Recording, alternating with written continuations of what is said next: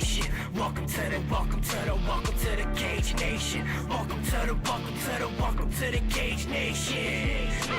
No one can drop us, no one can stop us. We are the warriors, no one can top us, no one can rock us. We are the warriors, no one can drop us, no one can stop us. We are the warriors, no one can top us, no one can rock us. We are the warriors.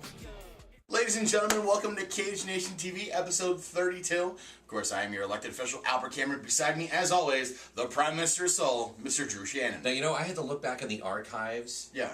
I was looking back in the archives, and I thought you had just recently made up that Prime Minister's soul thing. But it was the fact that you hadn't used it in a while, because you used it during the first episode of Cage Nation TV. Yes, sir. So, thank you. Yeah, you're very welcome. Appreciate that. Coming up on this episode of Cage Nation TV, of course, we got some hot button issues. It's gorgeous outside. You're seeing a little bit more sunshine in because Old Man Winter can finally just kiss off. The weather is warmer. Things are heating up, not just outside as far as the weather, but in MMA as well. Today, I think we got a really unique opportunity. We're going to talk about Rhonda Rousey, and has the hype finally let the steam out of her on her fast track of who she's going to fight and who she's going to contend with. We're going to talk about that. Of course, then we're talking about our original scene right here in the Altoona, Johnstown, Pittsburgh area. Which weight division would you say is probably the most important? We're going to talk about that. Okay. And then we got a brand new segment here on the Cage Nation TV, the Cage Nation TV Lightning Rod. And then we have Kevin Jackson on the Cameron Underground. We got a lot of excitement just packed into this episode. Don't miss it. It's all coming up next on Cage Nation TV. Stick around.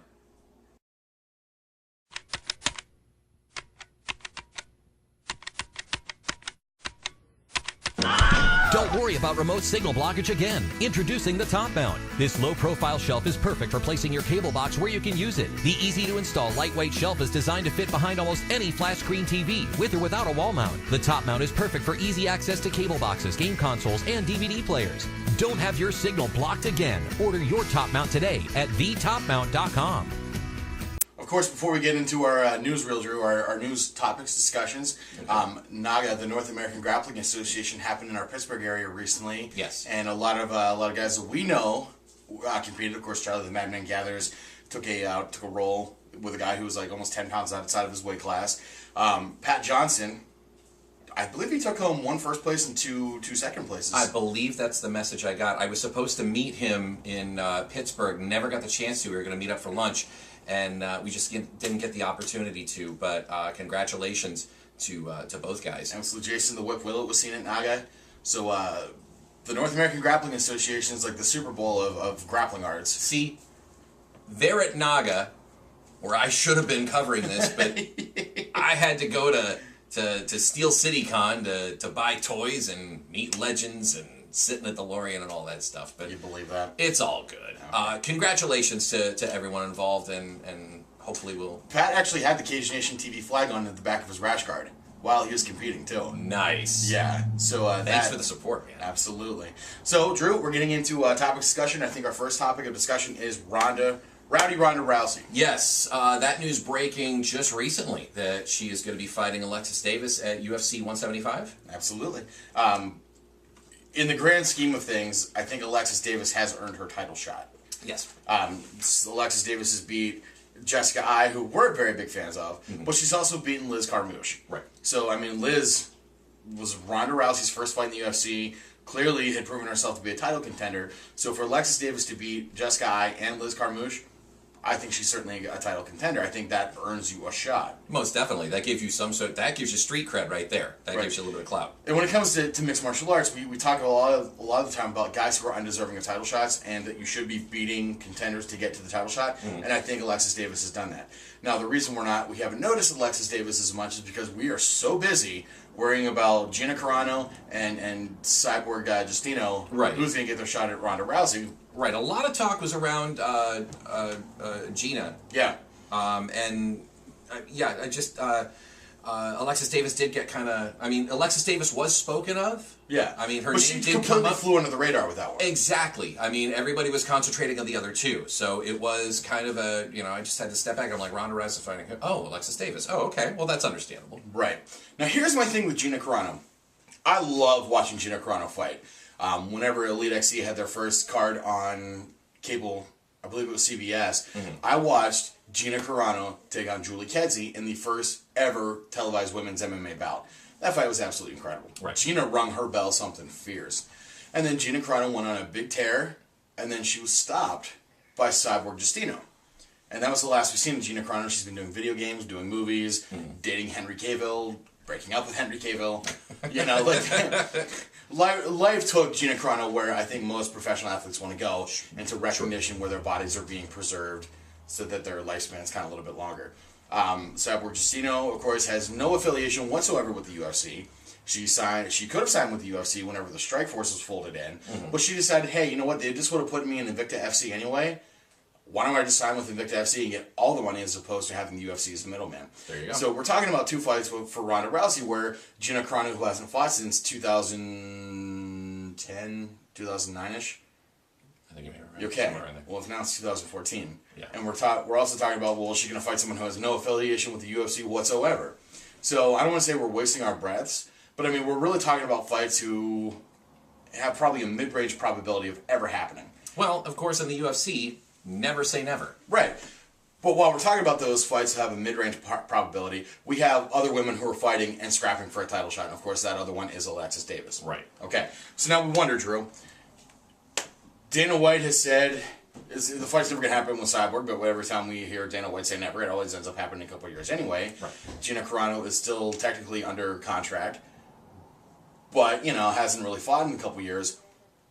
Do we think that Rhonda Rousey's time frame of these super fights with either Gina Crush Carano or Christiane Cyborg Justino, do we think that timeline's a little shortened?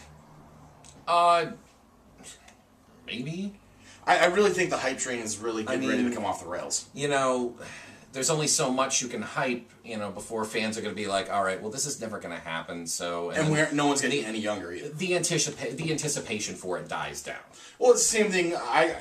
Maybe not on the same level, but we always talked about Chuck Liddell versus Vanderlei Silva before Pride was bought out. Right. Like, oh man, that would have been the super fight. You know, Vanderlei Silva coming to the UFC. Him and Chuck Liddell are going to finally fight.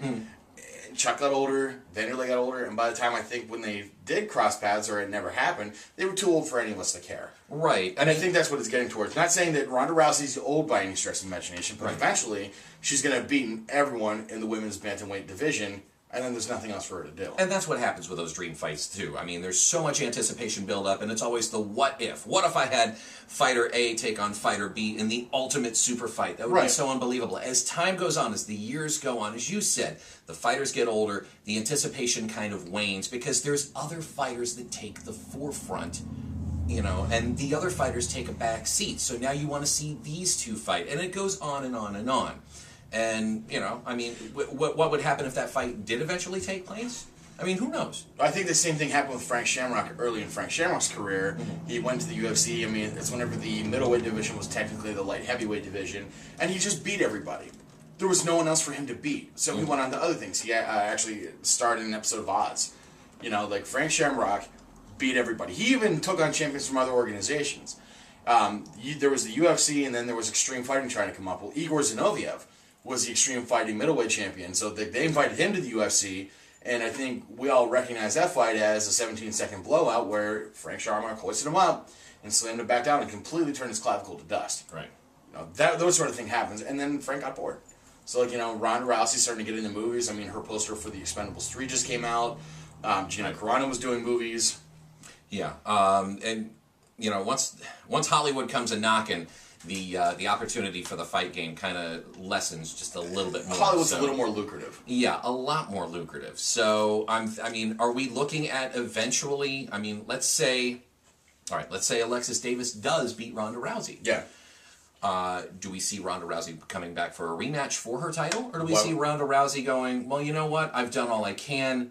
I'm off to Hollywood. I think Ronda Rousey's a fighter. I think if Alexis Davis did beat her, I think Ronda Rousey would challenge for a rematch. We would just go for one more rematch, but do you think after that rematch her career would be done? Or, you know, she would move off to Hollywood, or do you think she would, you know, try to, you know, still do both? I don't know. The way I see the UFC women's bantamweight division happening now, I see Ronda Rousey being on top until she retires. And then while she's on top like that, I see like the scene changing underneath her. So like we get a whole new bunch of contenders. We see a whole lot new challengers coming up. It's the same thing that I think happened with the UFC middleweight division. Okay. Anderson Silva was on top for so long that when Chris Weidman dethroned him, well, then everything changed. Right. Like the whole middleweight title picture had changed. There was new contenders. Lyoto Machida was nowhere in line to get a shot at Anderson Silva. Well, now that Chris Weidman won, well, now Lyoto Machida was right up there. So I think Ronda Rousey's going to retire on top. If she does get dethroned, I think it's going to be big, and I don't know if she's going to come back from it as big. But I think we're talking like 5-6 years out from now. Okay. I think Ronda Rousey's going to be the bantamweight queen for as long as she possibly can. But then she's got other irons in the fire that whenever she does step away from mixed martial arts, she's going to be just fine, and she's still going to be in the public eye. She essentially has a backup plan, which is what every good fighter should have. Because, I mean, anything can happen at any given moment. And well, Chris Lieben was just talking about how he wished he would have driven truck for 10 years as opposed to fighting in the UFC. Right. Rich Franklin's doing things right. I mean, Rich Franklin's getting in like the health foods market. He's doing very, very well for himself. Banking on being like, you know, a title holder for years and years and making those like, you know, $250,000 paydays isn't always going to work out for you. So all our local and regional fighters out there, the up and comers, always have a backup plan. Absolutely. So, all right, let's move on to our next topic. Yes. We're talking about bantamweights, featherweights. What's the most important division in Pennsylvania, Albert? I have to think that it's the bantamweights and the featherweights. Gladiators of the Cage in Johnstown. We have a middleweight title fight with Chris Dempsey and Nick Krause, which is fantastic. We love seeing Chris Dempsey fight. In the co-main event, we have Brett Schoenfeld versus Zach Goebel for the welterweight championship. But we think back to like where's all the good competition at? Brett and Zach are one of the few welterweights that I know. Right. I haven't seen a whole lot of welterweights fight in our area. Same thing with Chris Dempsey. He's one of the few middleweights I know. It's like him, Brandon Lux, maybe a couple other guys. The 135ers and the 145ers are the fighters that we have in spades, especially in the Keystone State. Okay. We have more bantamweights and featherweights. Like that's such a dense I don't want to say title scene, but such a dense talent pool that we've got there. Dominic Mazzata versus Cody No Low Garbrandt, I think was one of the most impactful main events that we've seen in our area and in such a very, very long time. Oh, no doubt. And both of those guys are primetime players in the bantamweight division. And I think, I know that Dom and Cody, I think, have gone to featherweight and fought before, too. Mm-hmm. So, like, those title scenes, and all the fights were leading up to that one. It's all about, well, Dom's fought these guys. You know, he KO'd Jeremiah Yeager. Right. He fought Jordan Espinoza. Cody Garbrandt, like, you know, he's fought these X, Y, and Z fighters. You know, and then all of these guys, now that main event was such a premier event, now all those other guys are going to start getting shots and getting noticed too because they fought the guys who were in such a big deal. Richie Canalina and Jarrell Hodge, I think, was another one of those staples where everyone's taking notice now because Rich Canalina, he beat Zach Schultz for the Complete Devastation MMA Featherweight Championship. Okay. He beat Ethan Goss for the Pinnacle FC Featherweight Championship. And now Jarrell Hodge beat Richie Canalina, and now they're both going pro. So Pinnacle FC really didn't have to waste a whole lot of time being like, oh man, who are we going to name as the next contenders? Because they had Ethan Goss and Jake Schilling waiting right there in the wings. Right. And they did it without missing a beat. I think that's absolutely fantastic. Speaking of Ethan Goss, he's going around and he's title hunting. He's scheduling the card for May 3rd. May 3rd for Gladiators of the Cage. Johnstown, PA, War Memorial. Get your tickets now. Yeah, I believe he has a title shot there. He just won a title out in Ohio.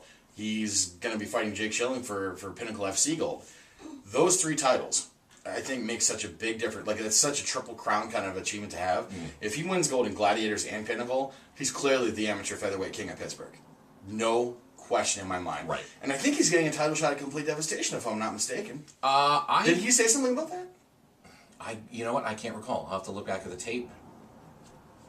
Or we didn't get him on camera saying that, did we? No. It was just him talking to us off camera. Yeah. You know what? I'm going to have to... I can't remember, to be perfectly honest. I mean, it would make sense, though. Have they announced a card yet? I mean, we should be in the know, but I don't think they've announced a card yet for Complete Devastation in November. I feel like Ethan said he might be fighting for Complete Devastation Gold. If so, that's awesome. Well, we'll be the ones to bring it to you. But then, like, you know, that kind of puts Ethan again at the epicenter of that complete scene. He's winning fights in Pittsburgh for two of Pittsburgh's like premier leagues. I can't imagine that any other fight promotion will be able to come into Pittsburgh and try to compete with Gladiators or Pinnacle. Right. Like, those two are going head to head as it is. Like, dog fighting for market share. Exactly. And metropolitan, like, we come from the Altoona area. And, like, we know that the Altoona area is a one promotion kind of town because the market is just so dense and loyal that, we couldn't have a complete devastation versus a Drew Shannon fighting championships. It would never work. Like, No. it would never launch. No, it wouldn't launch because I have no experience in that whatsoever. Okay. But Pittsburgh is a bigger metropolitan area, and Gladiators and Pinnacle have done such a great job of having just dense market share. Right. That no one else... I can't imagine that the UFC would be able to come into Pittsburgh with any degree of instant success, considering how loyal Pittsburgh fans are. I mean, because let's be honest, if you're going to follow the Pirates throughout all their lousy years, we know that Pittsburgh fans are very, very loyal. Wow. Yeah. If we can support Ben Roethlisberger through everything that he's done, we know that Pittsburgh fans are very, very loyal, and they're very, very passionate about their sports. So I can't imagine Dana White would be able to come into Pittsburgh and all the fans of Dominic Mazzata, all the fans of Cody Garbrandt, all the fans of Chris Dempsey or Mark Cherico would be like, okay, well, I'm not impressed. So that seems big enough as it is. Statistically, I think we have a more diverse featherweight and bantamweight division than we do any other division in the Keystone State. We produce lighter guys. Right. And it's kind of funny. Something on the water, maybe. Who knows? It's kind of funny you got a state there where it's cold. You figure everyone would be wearing polar bear insulation. Oh, yeah. But no, we got 35ers and 45ers for days. And they're good 35ers and 45ers. They're fantastic. We've seen Charlie Gathers and Tyler Saltzman fight at 35. Mazzata and Garbrandt, Havermail and Cherico. Great fights are coming out of these guys, and they're homegrown. I think that's absolutely fantastic. All right. Right. Well, there we go. Ladies and gentlemen, that is your news of the week, your news topics. Yeah, absolutely. When we come back from break, we're going to actually debut a brand new segment called the Cage Nation TV Lightning Rod. It's going to be rapid fire news, quips, and anecdotes, if you will. Sure. And then coming up, we got the Cameron Underground, where we got Kevin Jackson, and he's going to be taking on Sam Atkins. Thank you. So don't go nowhere. It's right there. Thank you. It's written. I'm getting old. My eyes are going bad. I don't want to hear about it. Don't go nowhere. We'll be back. Yeah, don't go. It's my line. It's mine now. Since the dawn of furniture, there has been only one way to keep an infant from rolling off a couch or chair, and that is unsafely cramming cushions against the piece of furniture and hoping the baby doesn't work him or herself under them. Until now. Introducing the Zoster. The Zoster is a revolutionary infant safety product that easily wraps around a cushion to keep your baby from rolling off a couch or chair. The Zoster is made with a fleece material complete with a waterproof underneath to keep various liquids away from your upholstery. The Zoster is currently available in solid colors and pattern designs. You can order the Zoster online today at thezoster.com. All right, ladies and gentlemen, it's time for the Cage Nation TV Lightning Rod. We're gonna read off some rapid fire topics. We're gonna pack your day and make this episode so news heavy that we're just gonna fire to you rapid fire. Drew, let's get it started. Are we gonna get killed here? Well, no. Did you wear your rubber underpants like I told you to? No. You might have a problem. However, I'm gonna be fine. If I have rubber underpants, I have a problem to begin with. All right, let's do this. Rapid fire. Here we go. Congratulations to former UFC champion Brock Lesnar, ending The Undertaker's undefeated streak. Undertaker is now 21-1 at WrestleMania. This all happened this past Sunday at WrestleMania 30. So congratulations, Brock Lesnar. Okay. Ladies and gentlemen, the former Complete Devastation MMA main eventer, Jim the Beast Ehlers, was just successful in his UFC debut in Abu Dhabi. Let that be a lesson to you guys. Going out to these local shows, we're guaranteeing you're going to see some up-and-comers. Charlie the Madman Gathers and Jason the Whip Willett had a chance to meet again in Pittsburgh. While they agree that they will be sportsmen, they also agree that they will fight soon, and it will be serious. So stay tuned. Cage Nation TV will let you know if and when that fight will happen. The UFC title picture is heating up. Roy Big Country Nelson just came out and said that his dream fight is against UFC heavyweight champion Cain Velasquez. That challenge so far has gone unanswered, and no fight has been officially set. Minotauro Nogueira has come out and said that he wants to fight Frank Mir. He wants to get redemption against that terrible shoulder lock that completely messed up all of his tendons, and then he's looking at retirement. This is going to change the entire UFC title picture, where to see how it's going to come about. You're going to want to watch us here at Cage Nation TV so we can break that out to you. And that, my friends, is the lightning rod. All right, Drew. So, Right down there. Nearly got hit. We got to change that Okay. to something else. we'll talk to the maintenance here at Cameron Studios. Whatever. Okay. So, we know that whenever... What I'm very, very good at is just pulling random facts completely out of my backside. I've watched... There's one right now. That's gross. You need to pull it. Anyway, so I'm just able to recall just random thoughts and facts and just spell it out. That's what I do. I do it very, very well. I was watching a Frank Shamrock fight because I watch current MMA to report it to you guys. I watch Shamrock fights because, well, that's just for me. Yeah. And then a name popped into my head. Kevin Jackson. Kevin Jackson was an Olympic wrestler. I believe an Olympic wrestler who fought in the UFC a couple times. He was kind of like a gatekeeper, but it's just one of those fights that is kind of like, like, I wonder what he's up to now. I wonder what he did before. And then, of course, I go to the interwebs, and I find a fight with him and Sam Atkins. And I'm like, hey, you know what? That would look pretty well in the Cameron Underground. So the fight you guys are going to see is Kevin Jackson, who had a great fight with Frank Shamrock, who was in the UFC back when the UFC was the old days. Right when they had to start wearing gloves, that's when Kevin Jackson made his UFC appearance.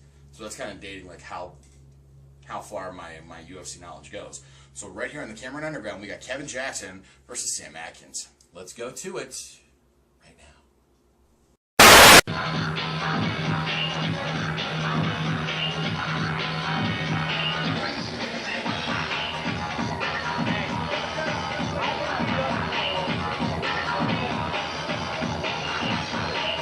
And world champ from Iowa State, 5'10", 210 pounds, the UFC current champion and street fighting champion of Tier 4, Kevin Jackson.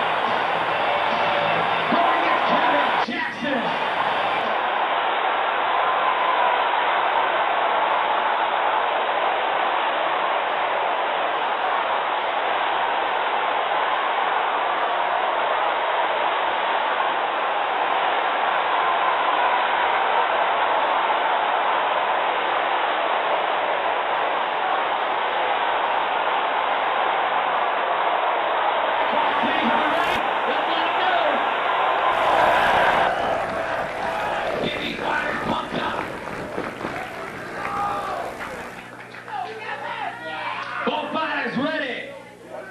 The man in the middle, he's ready. Here we go.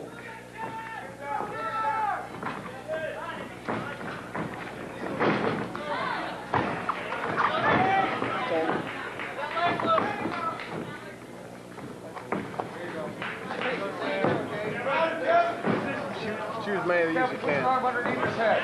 There you go. Drive into it. Tight. There you go. Get that hand out of the way. Rip the guard, Sam.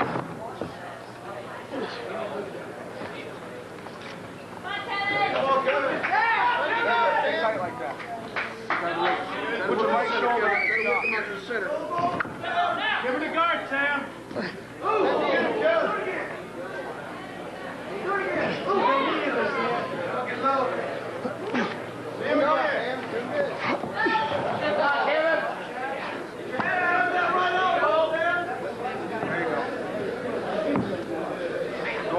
head and lock your hands. Go underneath his head and lock your hands. Try to get out of the ropes.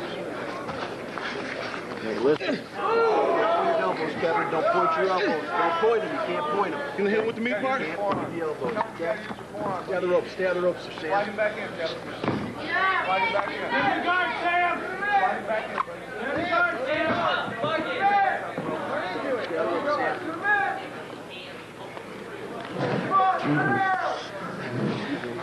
Get the ribs, Sam. Kevin. Stick your right arm underneath his head.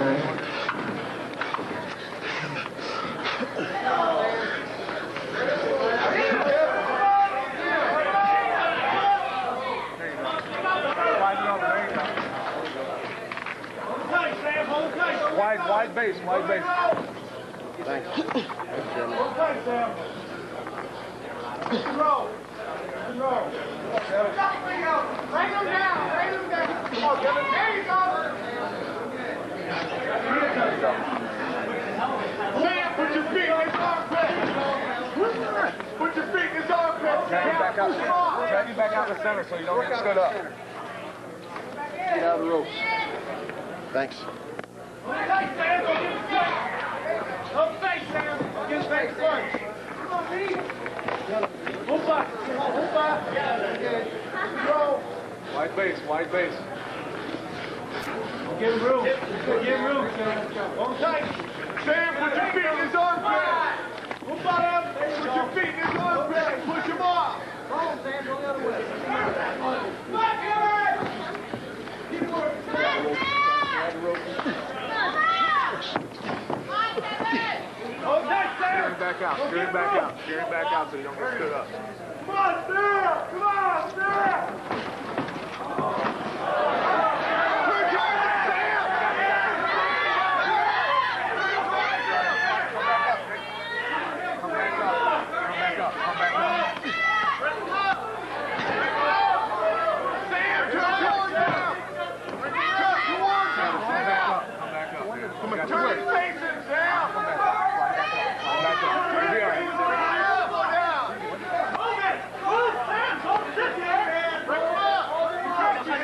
Put your foot on his bicep and stretch his arm. Just under the rope.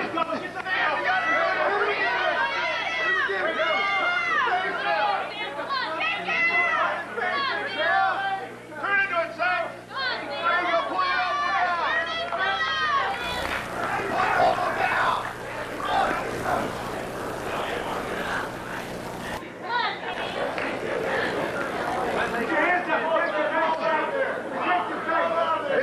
Pull it slide this way so you can get your head under here so you can arch better.